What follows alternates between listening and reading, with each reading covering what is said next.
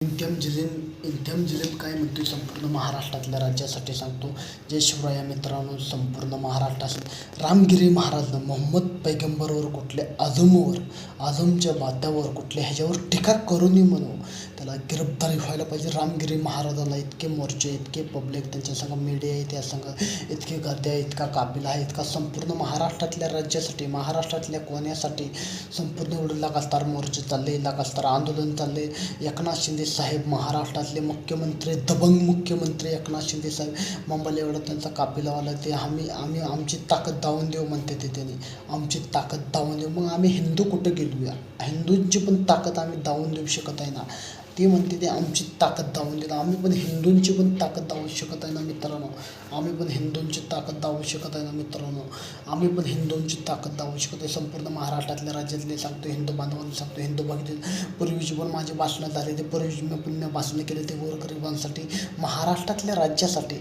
समजा रामगिरी महाराजांना गिरफ्तारी झाले, त्यांनी मोहम्मद पैगंबरवर टीका केली. एम आय चीफ पार्टीतले इंडियन जळगावचं त्यांनी चालले ते आगमन करायला लागले. थोड्या वेळात मुंबईमध्ये ही महाराष्ट्रात काय चाललंय? इतके भ्रष्टाचार, इतकं एकामेकाच्या समाजावरने टीका. संपूर्ण महाराष्ट्रातल्या राज्यासाठी समाज ही दंगे भडकाव, ही संपूर्ण महाराष्ट्रात काय चाललंय? दंग पशाल, दंग व्हायला, दंग करायला.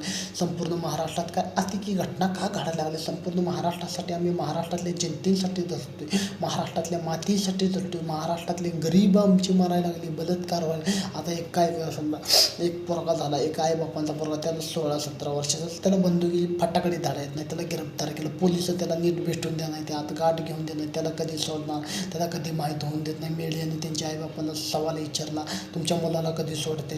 ते म्हणले आम्हाला काय माहीत नाही, कधी सोडते काय माहीत, आम्हाला नीट भेटून दिलं. महाराष्ट्रात एवढा भ्रष्टाचार चालला, हे काय चाललं आहे? पण मी सांगतोय तरुण पिढीला, महाराष्ट्रातल्या नवीन इतिहासकार शिवबाचं मावळं चांगदेव जाधव, एक सामान्य कार्यकर्ता, जनतांमध्ये तरुणाचं रक्त सळसळ कराय, आपली मातृभाषा हिंदूंवर भ्रष्टाचार होतोय, किती हे होते, किती काय होते. आम्ही अन्यायाला वाचा फोडाय बघतोय, आम्ही एक मार्ग काढाय बघतोय, एक इतिहास घडाय बघतोय. तरुण पिढीचा महाराष्ट्रातल्या राज्यासाठी, महाराष्ट्रातल्या कोणीसाठी, जनतांसाठी आम्ही इतकं लढतोय. आम्ही कॉमेडी पण म्हणतो, व्हिडिओ हे काढतो आम्ही यूट्यूबच्या माध्यमातून. तुम्हाला काय तर वाटत असेल चांगदेव जाधव पैसे कमावायला आले, ही संपूर्ण माझे महाराष्ट्रात जेवढं माझं भाषण आहे, ते नेते लोक, ही संपूर्ण महाराष्ट्रात चाललं. ही एवढी दंगे बिंगे आजकाल हे दंगे झालं, महाराष्ट्रातलं नुकसान, जनतांचं नुकसान, हे नुकसान, इकडे तिकडे दंगे समाजमध्ये, इतकं इकडे तिकडे दंगे लावून शांत बसणार आहे.